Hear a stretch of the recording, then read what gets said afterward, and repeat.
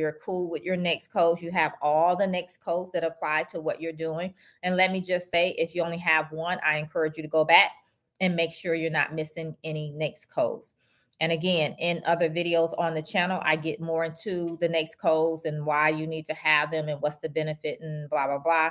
Not going to get into that here, but definitely you can go search my channel and type in next codes and it'll pop up for you. Okay. So second stage, if you've already finished phase one, which is position, and this is also coming from my accelerator program, just so you know, but it's more, of course, detailed, more in depth, and I give you all of the steps within the steps in the program.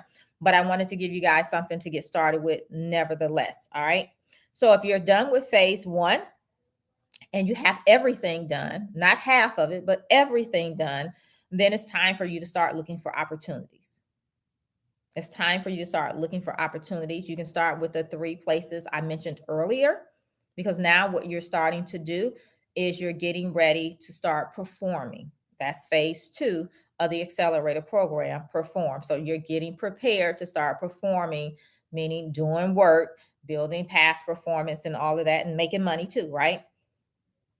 And you can start by picking, 3 customers, 3 ways you're going to look for opportunities, okay?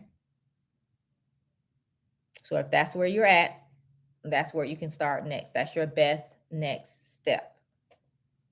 Okay.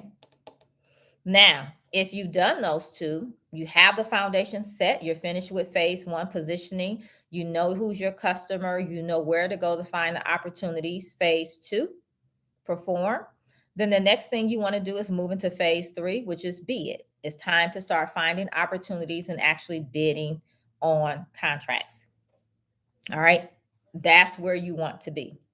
Now, my question to you. Here's the question. I want you to let me know in the chat.